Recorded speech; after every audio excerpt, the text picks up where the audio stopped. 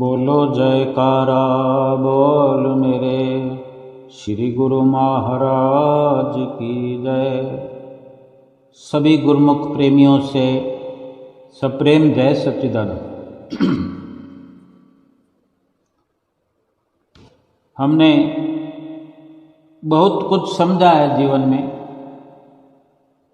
समझते रहते हैं और समझते रहेंगे। बहुत सारी घटनाएं हमें देखने को मिलती है। हमारे जीवन में बहुत सारी घटनाएं होती हैं। हमारे मिलने जुलने वालों के साथ बहुत सारी घटनाएं, दुर्घटनाएं।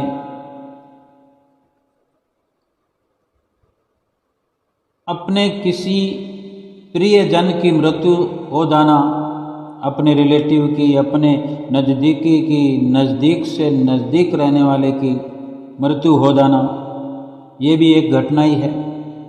लेकिन ऐसी घटना जिससे अगर हमारा कोई नज़दीकी है, बहुत नज़दीकी है, अगर उसके साथ एक नॉर्मल मृत्यु भी उसकी हो जाती है, पूरा घर प्रभावित हो जाता है। और फिर इस प्रकार से जो भी मिलने वाले, किसी का संदेश आता है या कोई मिलने आते हैं, जो भी बातचीत करते हैं, सभी एक प्रकार की बात कहते हैं कि भगवान दिवंगत आत्मा को शांति प्रदान करे। ये कोई नहीं कहता कि भगवान उसे सुख दे, भगवान उसे आनंद दे। ऐसा इसलिए भी हो सकता है क्योंकि इस समय पर जाने वाली जो आत्मा है उसको शांति की ही सबसे अधिक आवश्यकता होती है, ऐसा माना जाता है। हम भी मान लें कि आत्मा को उस वक़्त केवल शांति की ज़रूरत होती है। लेकिन अगर और थोड़ा गहराई से विचार करें कि जब आत्मा अभी इस शरीर में स्थित है तो क्या अभी उसे शांति की ज़रूरत नहीं है? अगर अभी उसे शांति मिल जाए तो उस वक़्त कोई क्यों फरियाद करे किसी की आत्मा के लिए या सिफारिश करे? भले ही हर किसी का ये प्यार भरा स्नेह होने के कारण परमपिता परमेश्वर से ये मांग करते हैं कि इस दिवंगत आत्मा को भगवान शांति प्रदान करे। लेकिन जो आत्मा इस शरीर में है, ये जीव स्वयं ऐसा प्रयत्न जीवन भर करता रहे आत्मा को शांत और शांति प्रदान करते करते शांत बना दे, सुखी बना दे, आनंदित कर दे। किसी के कहने से तो शांति मिलने वाली नहीं है। अगर मात्र किसी के कहने से इस प्रकार किसी भी आत्मा को शांति मिलती होती तो फिर जीवन में शांति के लिए अगर कोई प्रयासरत है तो वो प्रयास करे ही ना। केवल थोड़ा सा कहने मात्र से शांति मिल जाएगी तो जीवन भर परेशान होने की क्या ज़रूरत है? शांति को पाना क्या बिल्कुल आसान बात है? अगर आसान होता तो हर कोई शांत हो गया होता। ऐसा भी नहीं है कि बिना मेहनत किए, बिना प्रयास किए हद दर्जे की कुर्बानी करनी पड़ती है आत्मा को शांत करने के लिए, आत्मा को सुखी बनाने के लिए। मांग कर तो हम स्वयं ये शरीर लाए हैं, इस शरीर की मांग हमने स्वयं की है शांति के लिए, आत्मा को शांत बनाने के लिए, आत्मा को उसकी मंजिल तक पहुंचाने के लिए, आत्मा को दुखों से आज़ाद करने के लिए। लेकिन हम स्वयं अपने कार्य को अगर भूल जाएं, आत्मा की शांति के लिए यत्न न करें, आत्मा को सुखी बनाने के लिए यत्न न करें, प्रयास न करें, कोई मेहनत मुशक्कत पुरुषार्थ न करें,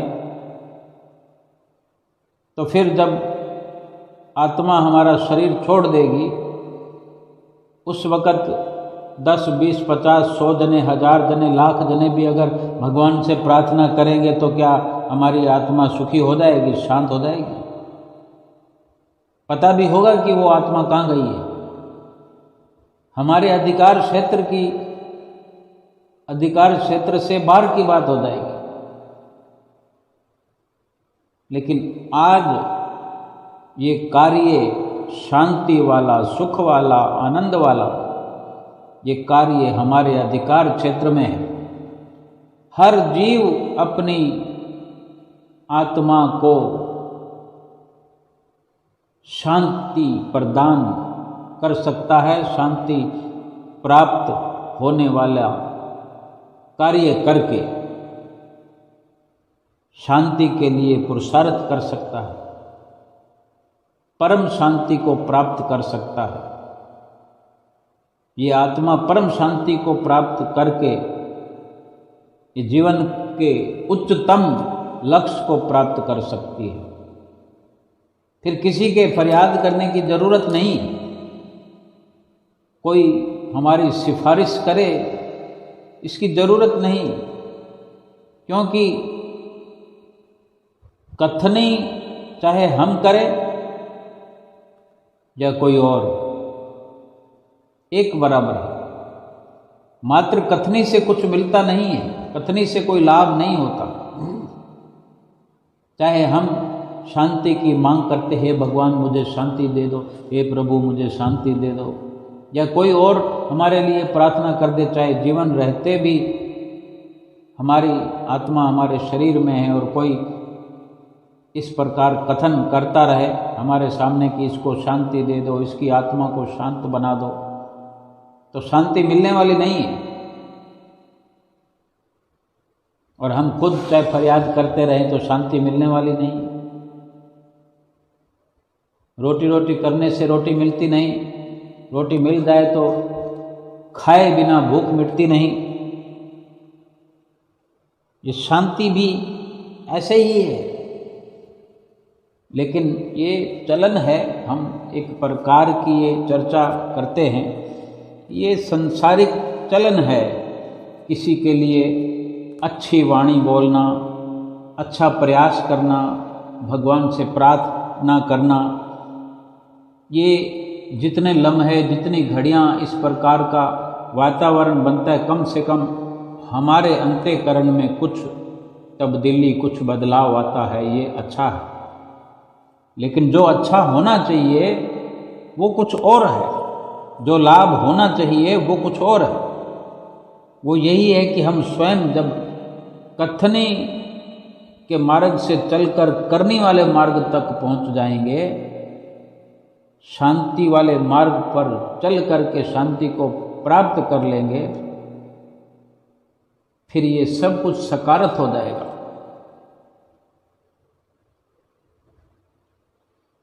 किसी की मृत्यु पर हम दुखी होते हैं क्योंकि हम जानते नहीं, हम ये जानते नहीं कि मृत्यु है क्या।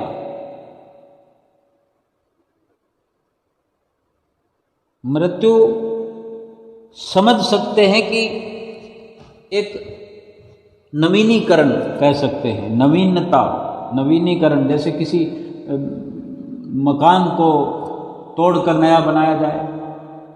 अगर किसी के मन में आ जाए कि मकान को तोड़कर बनाना है, भले ही कोई परेशानी ना हो, तोड़ने जैसा ना हो, लेकिन मनोरथ है किसी का कि मुझे तोड़कर दोबारा नवीनीकरण करना है, ये काफ़ी साल हो गए, 10, 15, 20 साल हो गए। अब किसी के पास तो मकान की मरम्मत करने के लिए भी सुविधा नहीं है, वो तो नवीनीकरण नहीं कर सकता।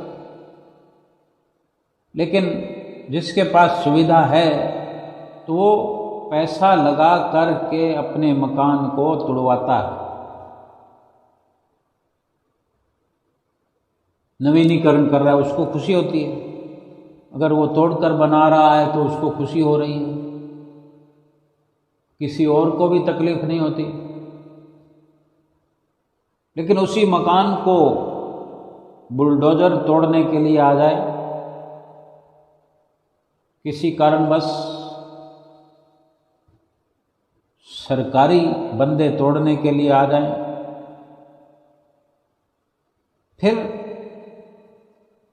फिर कितना एक मजमा लग जाता है, एक भीड़ लग जाती है, अखबारों में छप जाता है, और उसी मकान को ना तोड़ने देने के लिए कितनी गुहार लगाई जाती है, दया की भीख मांगी जाती है, क्रोध किया जाता है, गिड़गिड़ाया जाता है, कई प्रकार से प्रयास किया जाता है कि मकान न तोड़ा जाए।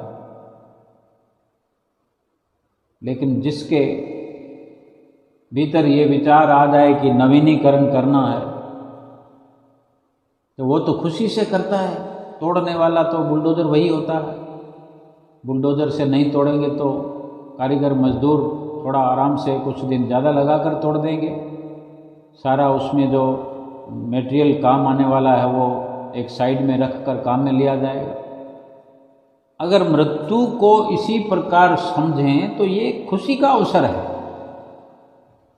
जो जानते हैं, जो समझते हैं,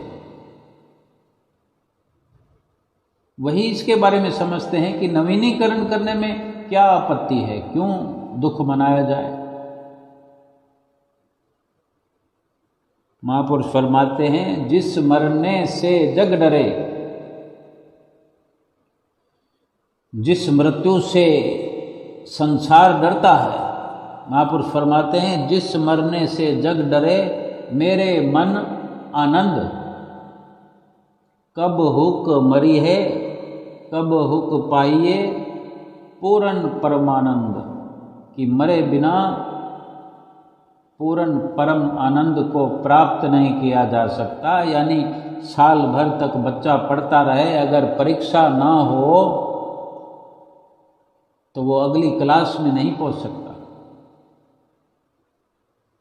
बच्चे परीक्षा आने पर डरते हैं कि पोल खुल जाएगी, लेकिन जिसने पढ़ाई की तैयारी कर रखी है, जिसको समझ है कि मैं साल भर पढ़ा ही इसीलिए हूँ कि आज परीक्षा का अवसर आए ताकि फैसला हो जाए कि मैंने क्या पढ़ाई की है, मुझे भी पता लग जाए, दूसरों को भी पता लग जाए, दूध का दूध पानी का पानी हो जाए।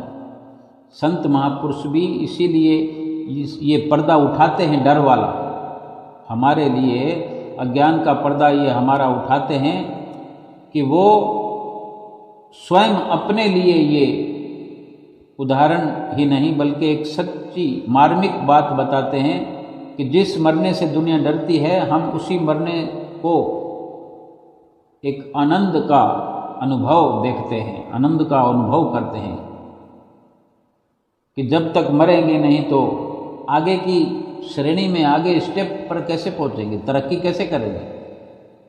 या फिर ऐसा है कि कोई इस जीवन के अंदर मरे ही नहीं तो फिर सड़ेगा। विधाता ने कोई भी ऐसा इस दुनिया के अंदर परपंच नहीं बनाया जो दुखदाई हो। मृत्यु को बनाया है तो ये दुखदाई नहीं है, ये तो हमारे अपने विचार है, ये हमारी सोच है। जीना तो चाहे 10 साल का हो, 20 साल का हो, 50 साल का हो, 100 साल का हो, 1000 साल का हो, अगर जीने से, जीवन से मोह है तो 100 साल जीने के उपरांत भी हम मरना नहीं चाहते। 1000 साल की उम्र हुआ करती थी तब भी लोग मरना नहीं चाहते थे। अगर संतों वाली विचारधारा को अब अपनाएं, अगर जीवन और मृत्यु की जो हम आकलन कर लें, जीवन और मृत्यु को समझ लें कि जीवन क्या है और मृत्यु क्या है, फिर तो मरने के लिए कोई डर नहीं रहेगा। जीवन कोई मोह का खेल नहीं है, कोई लोभ का ये स्थान नहीं है कि जीवन मिला है तो लोभ कर लो। धन इकट्ठा करने का ये स्रोत नहीं है जीवन। जीवन में एक लक्ष्य जो हमारा सबसे बड़ा है, सर्वोपरि जो कार्य है, वो जीवात्मा को शांति प्रदान करने का, संपूर्ण आनंद प्राप्त कराने का, सच्चा सुख प्राप्त कराने का ये अवसर है, ये मनुष्य जीवन।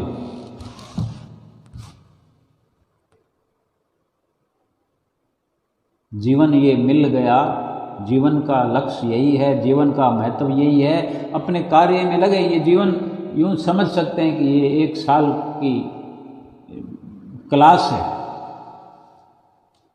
ये पूरा जीवन एक क्लास है और पूरा जीवन, चाहे हर किसी का जीवन, चाहे वो 20 साल का हो, 50 साल का हो, 100 साल का हो, लेकिन इसकी निश्चिंतता यही है कि अभी का अभी पर्चा लिखने के लिए तैयार हो जाएं हम, पेपर करने के लिए, प्रश्नों का हल करने के लिए अभी का अभी हम तैयार रहें। जैसे कोई फौज में फौजी होते हैं, हर वक्त बैग उनका टंगा हुआ होता है, उठाकर कंधे पर टांग लेते हैं और चल पड़ते हैं जब भी संदेश आए। उनके लिए कोई छुट्टी नहीं है, वो छुट्टी लेते हैं लेकिन ऐलान आने पर छुट्टी उसी वक्त रद्द की जाती है। यानी वो भरोसा केवल और केवल अपने उस ड्यूटी का करते हैं, वो सत्य है। यानी कभी भी जाना पड़ सकता है, कभी मरना पड़ सकता है। जीवन और मृत्यु की सच्चाई यही है कि जब जिस श्वास तक हमारा जीवन है, हम अपनी भजन भक्ति कर लें, चाहे जितना भी ये जीवन रहा उसी में करना है। इसकी कोई म्याद बताने वाला नहीं है। हम बस तैयार रहें, और तैयार रहने के लिए समय पर्याप्त है, हमारे पास पर्याप्त समय है। कोई कहे कि ऐसे तो कैसे हो सकता है, हो तो रहा है। 50-50, 60-60 साल के हुए बैठे हम, हो तो रहा है। इतना समय मिल गया, इतने समय में भी क्या हमने तैयारी नहीं की, और अब हम मरें तो हमारे मिलने वाले आकर के भगवान से फरियाद करें, हमारी सिफारिश करें कि इस दिवंगत आत्मा को शांति देना। क्या जरूरत है सब्सिडी की? हम खुद सक्षम हैं, हमें पूरा समय मिला है। हमें कोई हमारे घर में राशन देने के लिए आए, क्या हम गवारा करेंगे? क्या हमारी इतनी भी खुददारी नहीं है? क्या जरूरत है हमें? हम भगवान का प्रसाद खा रहे हैं और भगवान का प्रसाद खाते रहेंगे जैसी भी अवस्था में। लेकिन कोई हम पर अनचाही या बिना जरूरत की कोई दया दिखाए, यानी हम किसी ऐसी लाइन में नाम क्यों लिखाएं कि हम सक्षम नहीं हैं। सरकार की तरफ से भी अगर ऐसी सुविधाएं होती हैं तो हमें ये स्वयं को सोचना होता है कि हमने कहाँ कहाँ सब्सिडी लेनी है, कहाँ नहीं लेनी। उनको ले लेने दो जिनके पास परेशानी है, जिनको ज़रूरत है उन्हीं को ले लेने दो, हम लाइन से निकल जाएं। हमें ये सोचना है क्या हमारे पास कमी है, हमें ज़रूरत है, क्या हम सक्षम नहीं है। ये हमारी सोच पर निर्भर है। लेकिन जीवन और मृत्यु को समझना है तो सीधी सीधी यही समझाइश हम अपने भीतर बिठा लें कि जीवन जो है वो एक प्रकार से झूठ भी है, जीना झूठ भी है। और सत्य जो है वो मृत्यु है। क्योंकि जीवन के समय का पता नहीं है, लेकिन ये पता है कि मृत्यु तो आनी ही है। कभी भी किसी भी समय, किसी घड़ी में, किसी लम्हे में मृत्यु आ सकती है। अनजान बनकर ना बैठे, शांति वाला काम अभी का अभी करें, सुख वाला कार्य अभी का अभी करें। हम मोहताज नहीं हैं, भगवान ने हमें मोहताज करके भेजा नहीं है, कितनी दया करके भेजा है, कितना कुछ हमें देकर भेजा है। हमें यहाँ सब्सिडियों की ज़रूरत नहीं है। हम कहाँ दुनिया के अंदर ठगियों में लगे पड़े हैं। आत्मा को शांति नहीं है, फिर क्या प्राप्त करते रहे हैं? इतना समय हो गया, इतनी उम्र हो गई, क्या प्राप्त करते रहे? हमें शांति प्रदान नहीं हुई, यानी हम उस रास्ते पर गए ही नहीं, भगवान का भजन सुमरण किया ही नहीं, तो शांति कहाँ से मिलेगी? हम तो रुपया कमाने में लगे हुए हैं, तो क्या रुपया कमा लिया? कमा लिया हमने, रुपया धन कमा लिया, अब और नहीं चाहिए।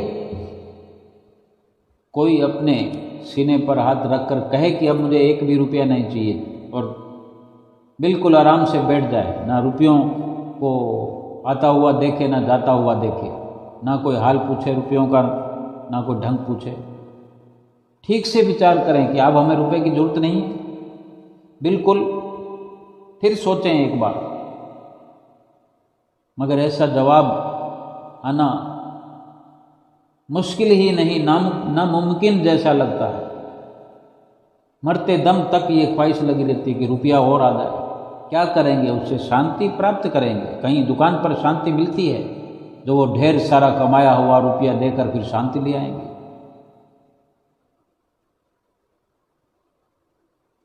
थोड़ा सा विचार करना है, चाहे ज़्यादा विचार करें, लेकिन असलियत तक पहुँचे तो सही। संत महापुरुष उसी जीवन और मृत्यु का भेद स्वयं भी समझते हैं और हमें भी बता देते हैं कि मृत्यु पर किस बात का रोना, ये तो नवीनीकरण है, ये नवीनता है। जैसे मकान को तोड़कर नया बना दिया तो उसमें रोने की क्या बात है? तो शरीर भी अगर चला गया तो क्यों सब रोते हैं? संतों महापुरुषों के अनुसार तो ये अज्ञानता है। अगर कोई, चलो एक उम्र की बात है कि कोई 40 साल की उम्र में जा रहा है, 50 साल की उम्र में जा रहा है, तो भी रोना पिटना तो होता है। 60 साल की उम्र में जाए तो भी रोना पिटता है, ज़्यादा रोना पिटता होता है, धाड़े मार मार के रोना पिटना होता है, क्योंकि बंदा कमा रहा था, चलता फिरता था। अगर वही बंदा चारपाई पे पड़ा हो, बेड पर पड़ा हो 2 साल से 4 साल से, फिर भी क्या इतना रोना पिटना होता है? वो पहले से ही आस लगाए होते हैं, किसी को कहते नहीं है बातें करते हुए, लेकिन भीतर ही भीतर ऐसे सोचते हैं कि अब ये छुटकारा पा ले तो ठीक है, अब ये बेचारा दुख पा रहा है, ये बेचारी दुख पा रही है।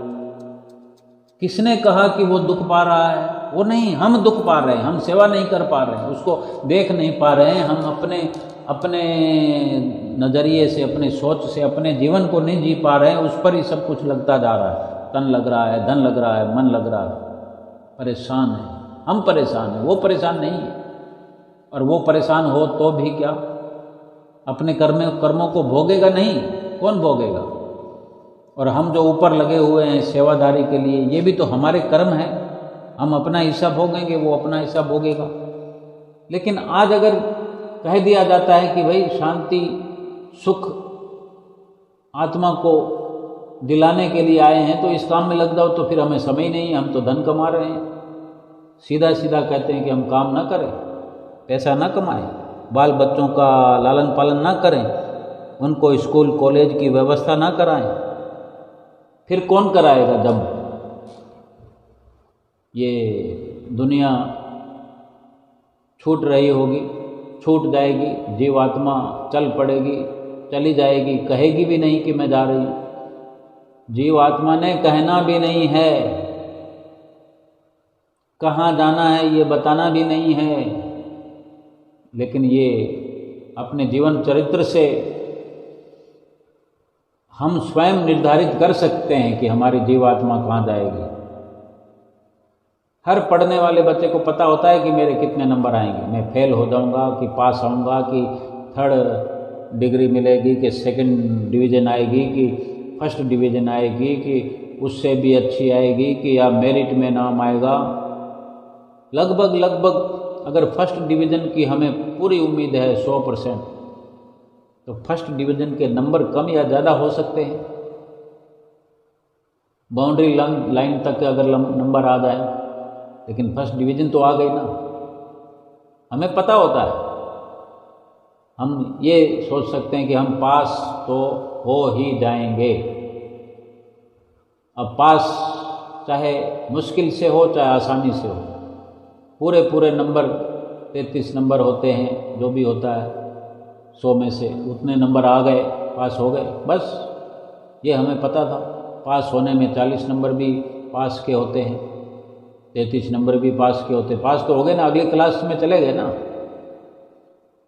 हमारी आत्मा कहाँ, लेकिन प्रयास ऐसा होना चाहिए कि पास वाली उम्मीद ना करें, आगे ऊंची उड़ान भरे और ऊंची नंबरों की क्वालिटी लाकर ऊंची कसौटी पर जाए, वो सबसे बढ़िया है। ये जीवन जब मिला ही जिस कार्य के लिए है, जैसे बच्चा केवल पढ़ाई करने के लिए जाता है, माता पिता देखो, माता पिता के पास रुपए हैं नहीं हैं, कोई सुविधा है नहीं है, माँ बाप देखो कैसी कैसी हालत के अंदर अपने बच्चों को पढ़ाते हैं। हमने स्वयं देखा हो, हमने स्वयं समझा है, हमारे माता पिता ने हमें कैसे पढ़ाया, कैसे स्कूल की वर्दियां दिलाई, हम सूटेड बूटेड होकर स्कूल जाते रहे, हमारे माता पिता दुख पाते रहे। आज हम इस जीवन में सतगुरु की शरण में पहुँच करके, उनसे नाम की बख्शिश हो गई, नाम लेकर के शांति का पाठ पढ़ते रहे, शांति का लाभ, सच्चे सुख का लाभ जीवात्मा तक पहुंचता रहे। इतनी पढ़ाई करें, इतनी पढ़ाई करें, हर पल हर घड़ी हम एग्ज़ाम देने के लिए तैयार रहें। कौन सा? ये जीवात्मा जाएगी वही देगी ना एग्ज़ाम, इसको निकलना पड़ेगा और ये लोथड़ा पीछे पड़ा रहेगा। ये एक शरीर है, जीवात्मा का मकान है, या जीवात्मा की ये ड्रेस है, ड्रेस बदल रही है, पुराने कपड़े, पुरानी चीज़ें हम देखें दिवाली पर सब के सब बाहर फेंक देते हैं, कबाड़ी को देते हैं, फिर क्या रोते हैं? खुशी से देते हैं कि ये इसको निकालो। और शरीर को क्या रखने के लिए हम तैयार होते हैं जब जीवात्मा निकल जाती है। इधर तो हम रो रहे होते हैं, इधर उसको रवाना कर रहे होते हैं शरीर को। ये कैसी अज्ञानता है? हम किसको रो रहे हैं? जीवात्मा को या शरीर को? शरीर को रो रहे हैं तो हमारी मर्जी के बिना हमारे घर के किसी बंदे को कोई ले जा नहीं सकता। कितने दिन रखेंगे? और जीवात्मा को रो रहे हैं तो क्यों? वो तो मरा ही नहीं है, हमें जाने कब से मालूम है कि आत्मा तो मरता ही नहीं है, फिर रोते किसको हैं? हम सोचें, हमें पता ही नहीं है कि मृत्यु क्या। हमें समझना है कि ये मृत्यु सत्य है। जन्म लेने के तुरंत बाद से ये सत्य गहराता चला जाता है और हर जीव के ऊपर ये लहराता रहता है। ये सत्य जब भी समझ आती है तब यही धारणा बनी रहती है कि मृत्यु तो कभी भी आ सकती है। फिर कैसा डर? हम ये संतों महापुरुषों के नज़रिए से समझें कि ये नवीनीकरण होता है। आत्मा जो है एक प्रकार का पक्षी समझ लिया जाए, शरीर को पिंजरा समझ लो। पुराने शरीर रूपी पिंजरे को छोड़कर अगर आत्मा उड़ जाती है पुरानी समस्याओं से, बीमारियों से, दुखों से घिरे हुए शरीर को छोड़कर जब आत्मा मुक्त हो जाती है तो अच्छा लगना चाहिए। यही तो नवीनीकरण है। लेकिन जिसने कार्य नहीं किया है, होमवर्क नहीं किया है, वो जीव आत्मा कहाँ जाती है ये भी निश्चित है, वो फेल हो गई। जो फेल हो गई वो इसी संसार में फिर जन्म लेकर आएगी और फेल के अनुसार ही निम्न स्तर की योनियों में, 84 लाख योनियों में। ये दुख की बात है। और इस बात को समझते हुए थोड़ी कोई रोता है। इस बात को समझकर तो समय रहते यत्न किया जाता है। वो यत्न हमें आज करना चाहिए।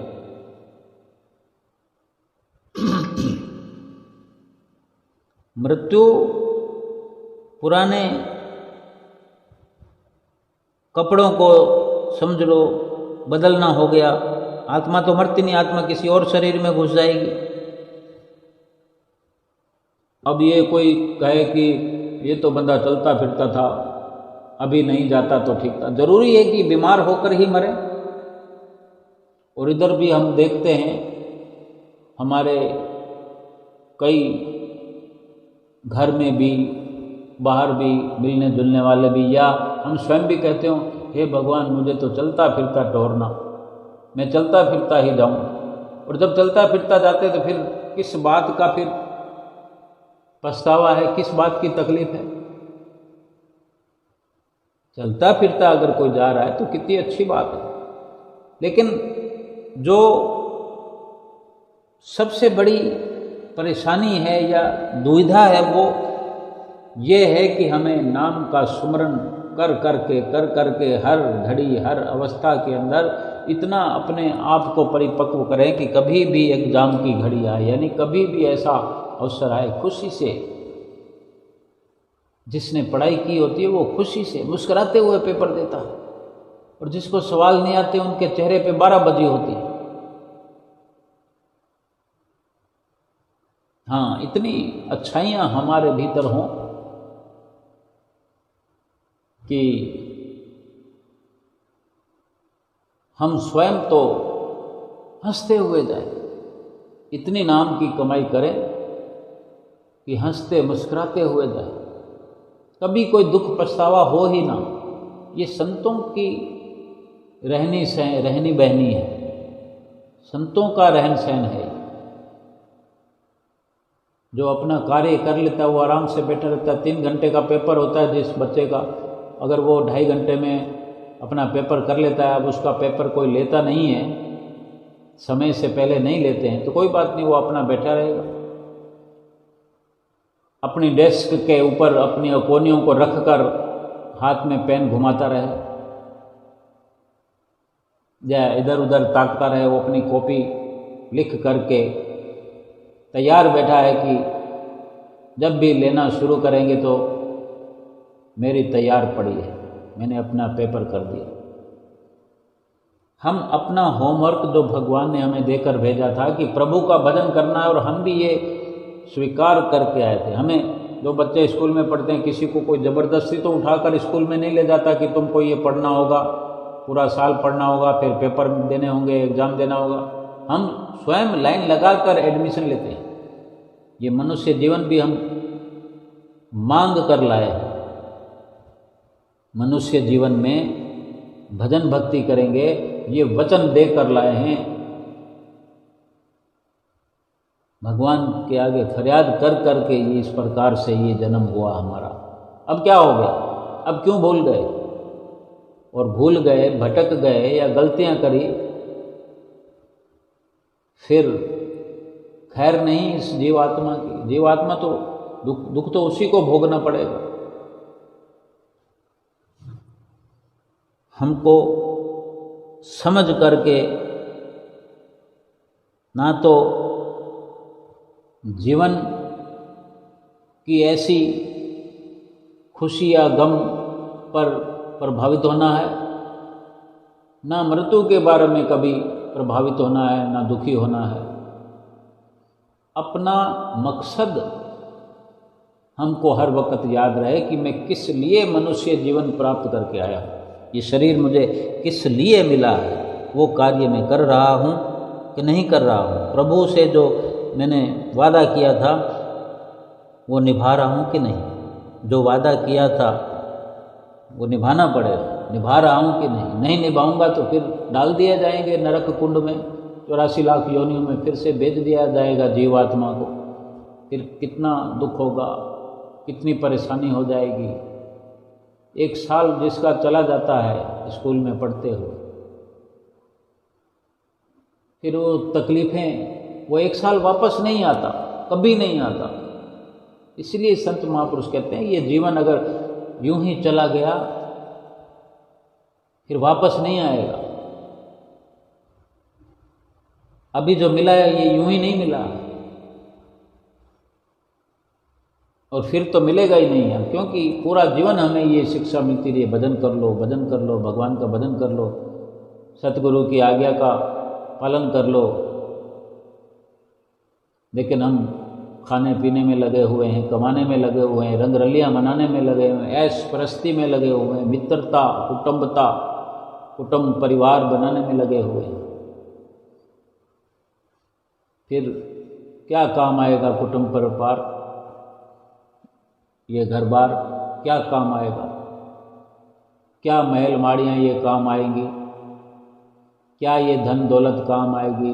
बड़े बड़े राजा चले गए, यहाँ पर महाराजा चले गए, क्या काम आए उनके रंग महल, सब कुछ पीछे पड़ा रह गया। हमको ये समझना अति आवश्यक है। मृत्यु समझें तो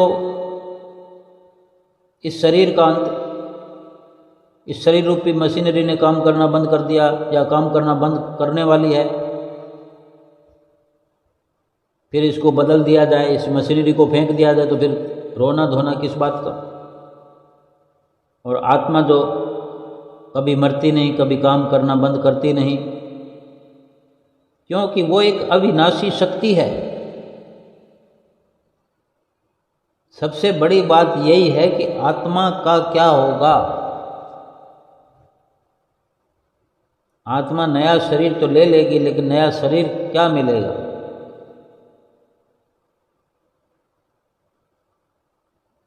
कुछ नया मिले, लेकिन अगर इच्छा से ना मिले।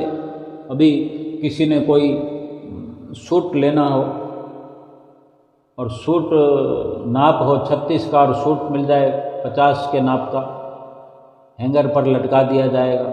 नया है तो नए को क्या करें, वो पहन नहीं सकता, इससे तो वो पुराना ही पहन लेगा। पुराना है नहीं, नया पसंद नहीं है, तो समय रहते कपड़ा लेकर सिलाया जाता है या समय पर अपने नाप की व्यवस्था की जाती है। तो ये भी जीवात्मा के लिए इच्छा, जो इच्छा भी क्या है कि ज़रूरत है कि कौन सा सूट उसको मिलना चाहिए, कौन सा शरीर मिलना चाहिए। जो शरीर मिलते आ रहे हैं, ये आज ऐसा शरीर मिला हुआ है कि इस शरीर के भीतर रहकर एक छलांग लगानी है। ये जीव रूपी पंछी जो है, ये छलांग लगाने के लिए इस शरीर में आया है, और ये छलांग लगाकर परमपिता परमेश्वर तक पहुंच सकता है। या इसको सीढ़ी कह सकते हैं मनुष्य शरीर को। इस मनुष्य शरीर रूपी सीढ़ी पर कदम बाई कदम, कदम बर कदम चलते हुए जीवात्मा परमात्मा तक पहुंच रहा है, पहुंच गया है, पहुंचने के लिए आया है। अगर इसका इस्तेमाल नहीं किया, सीढ़ी पर चढ़कर उस पार, यानी अंतिम स्टेप पर चढ़ करके उस पार, जो कि प्रभु परमात्मा बैठे हुए हैं, हमारे इंतजार में बैठे हुए हैं, हमसे मिलने के लिए वो बेताब है। केवल जीवात्मा का कार्य नहीं है, परमात्मा का भी कार्य है। लेकिन जीवात्मा अगर उस तरफ जाने का, इस शरीर को पाकर के, इस सीढ़ी को पाकर के ये जीव अगर इस्तेमाल न करे, सदुपयोग न करे, तो फिर इधर का इधर ही रह जाएगा, फिर इस तरफ गिरा दिया जाएगा। इधर बहुत बड़ी खाई है 84 लाख योनियों की, वहीं गिराया जाएगा। फिर हम खुद ही अपने आप को ऐसा सिला दें तो फिर कौन बचाने वाला है, कौन समझाने वाला है? फिर कौन समझाएगा? फिर क्या होगा समझाने से? फिर कुछ नहीं होता। आज तो बहुत सारा समय पड़ा है। इस पुराने को नए में परिवर्तन कर लें। ये जीवन है, ये मृत्यु है, ये जीवन है, ये मृत्यु है, इसमें फ़र्क क्या है? जीवन को जीते हुए अगर हम मृत्यु वाले कार्य करते रहें, मृत्यु वालों का साथ देते रहें, मृत्यु वालों का साथ लेते रहें, यानी विनाश होने वाला हम सब मसाला तैयार करते हैं। जीवात्मा अविनाशी है और इसके पल्ले में, इसके आगे पीछे जो ढेरियां लग रही है वो विनाश होने वाली है। ये संसार विनाश होने वाला, ये घर बार विनाश होने वाला, ये रुपया विनाश होने वाला, मकान सकान सब कुछ सब विनाश होने वाला है। अविनाशी तो परमात्मा है ना। ये जीवात्मा अविनाशी है और एक परमात्मा है जो अविनाशी है। अविनाशी का अविनाशी से मेल करना है, उसके लिए सतगुरु की शरण हासिल करना जरूरी है। इस जीवन में सतगुरु की शरण मिल गई है तो सतगुरु की शरण मिल जाने पर, सतगुरु से नाम की दीक्षा शिक्षा मिल जाने के बाद, उनके जो नज़दीकी में जाने से जो युक्तियाँ वो सिखाते हैं, जो तरकीब सिखाते हैं, जो इस अवसर में लाभान्वित करने के लिए जो हमें हिदायत करते हैं, सभी कुछ वो सिखाते हैं। और वो सब कुछ सीख करके अविनाशी का अविनाशी से मेल कराते हैं। सब कुछ तो वही करते हैं और वही परमात्मा है। सतगुरु रूप परमात्मा मनुष्य का शरीर हमारे मिलने के लिए, परमात्मा से मिलाने के लिए वो हम जैसा शरीर धारण करके आए हैं कि वो अपनी सुंदर वाणी से हमें सुना सके और हमारी अबोध नादान सी वाणी सुन करके हम पर दया कर सके। कोई पक्षी क्या हमें समझा सकता है? कोई और योनि में कोई हो या परमात्मा परमेश्वर क्या हमने देखा है जो सीधा डायरेक्ट जाकर उससे मिल जाएंगे, एकाकार हो जाएंगे? भगवान को देखा है हमने? नहीं देखा। और जब देखेंगे तभी तो आत्मा का परमात्मा से मेल कराएंगे। सीधा उठा के उसमें पटक देंगे? हर चीज़ के लिए सीखने सिखाने का तरीका तो चाहिए ना। वो कौन सिखाएगा? इसीलिए तो सतगुरु रूप धारण करके आए हैं। वो भगवान ही हैं,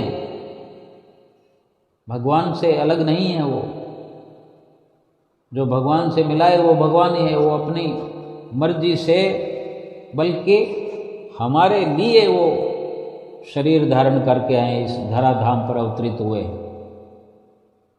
उनका दुख सुख कुछ नहीं है, उनका केवल यही लक्ष्य है कि हम जो बिछड़ी हुई रूहें हैं, उस अंशी परमात्मा की हम अंश हैं, इस अंश को उस अंशी से मिलाने के लिए उन्होंने एक ये रूप धारा है।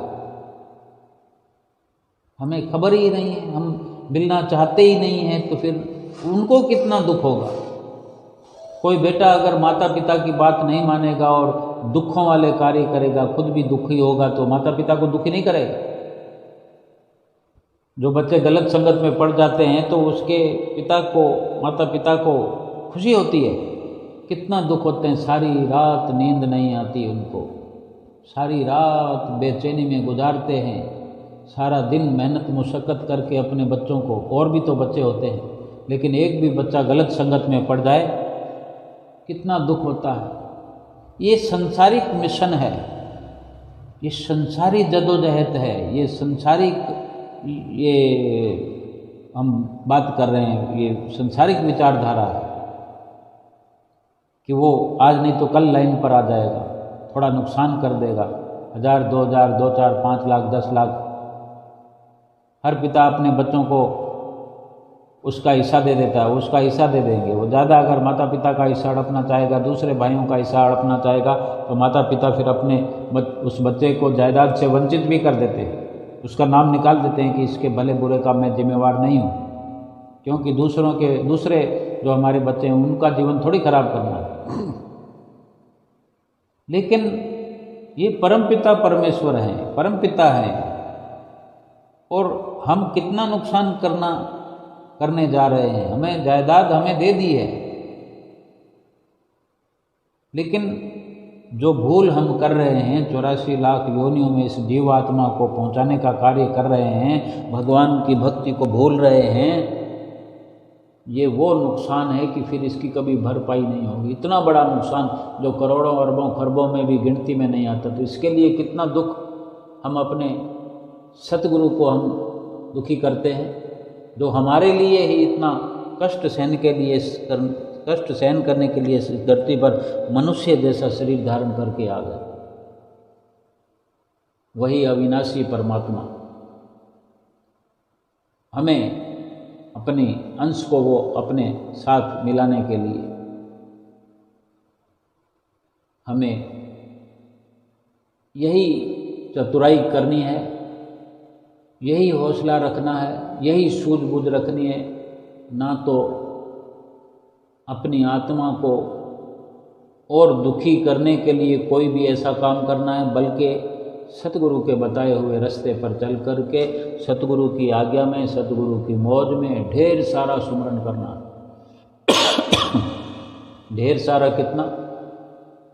जी चाहे जितना, और जी इतना चाहे उसको इतना आदी बना दें, इतना आदी बना दें कि फिर मन करे कि बस भजन ही करते रहें। लेकिन ऐसा ना भी हो पाए तो सतगुरु ने एक सीमा बना दी है कि 2 घंटे तो करना ही करना।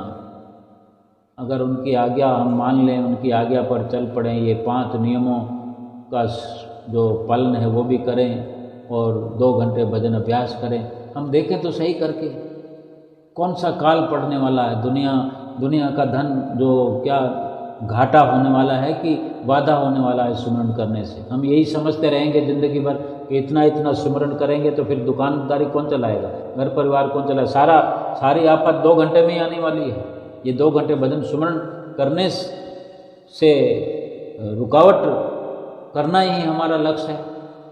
हमारा लक्ष्य 2 घंटे से ऊपर भजन सुमरन करने का होना चाहिए। अगर कुछ नुकसान होता है तो ये कौड़ियों का, दमड़ियों का, ये झूठ फूट के खजाने हैं, यूं ही ये बेकार हो जाएंगे। अगर बहुत अथाह है फिर क्या परवाह है, और अगर कुछ भी नहीं है तो वैसे भी कुछ नहीं है, तो ये तो सब हो जाएगा, भजन सुमरन तो हो जाएगा हमारे हिस्से में।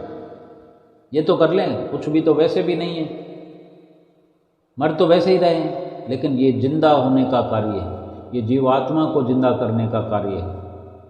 ये शरीर जिंदा हो जाएगा, सकारत हो जाएगा, इसका लेखा हो जाएगा कि शरीर के द्वारा भजन सुमरन किया गया। जल तो जाएगा, ये शरीर जल तो जाएगा, दफन तो हो जाएगा, लेकिन इसकी महिमा हो जाएगी। इसकी महिमा शास्त्रों में, वेदों ने, शास्त्रों ने नेति नेति कर गाई है कि ये 84 लाख योनियों से श्रेष्ठ शरीर है। इसकी सकारात्मकता को हम सिद्ध कर दें कि वास्तव में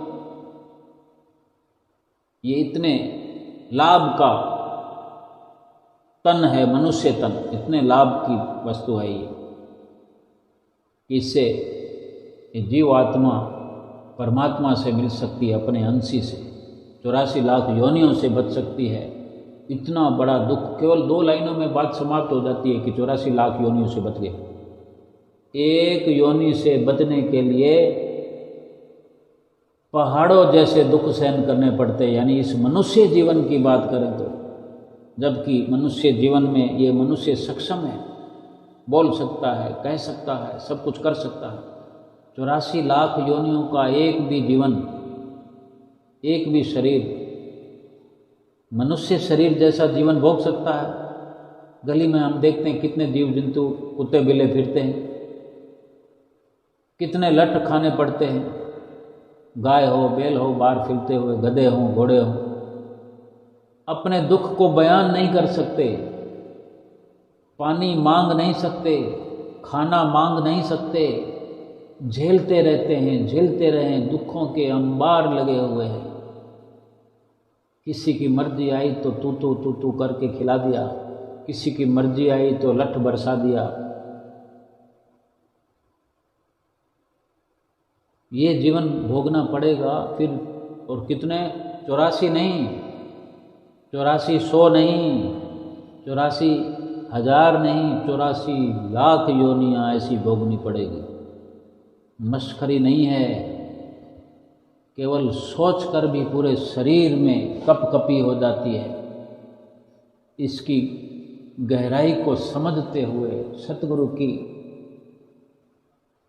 जो भी हमें हिदायत है, नसीहत है, अपने सिर पर ऐसे धारण करें कि हमारे सतगुरु की प्रसन्नता बरसने लगे। और सतगुरु हमारे प्रसन्न हो गए तो हमारी जीवात्मा को काल हाथ भी नहीं लगा सकता, यमराज छू नहीं सकता। सतगुरु की प्रसन्नता प्राप्त करते रहें और अपने इस लोक और परलोक को सुहेला करें। बोलो जयकारा बोल मेरे श्री गुरु महाराज की जय।